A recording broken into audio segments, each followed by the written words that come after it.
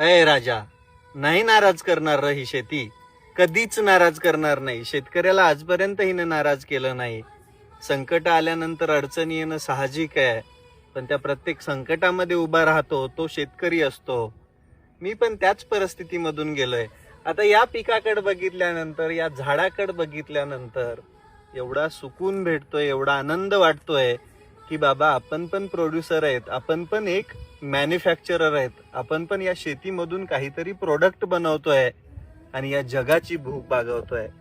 ही शेती करायची म्हटलं, ज्यावेळेस सुरुवात केली त्यावेळेस लोकांनी तोंडावरती जे नाही ते बोलल्या गेलं.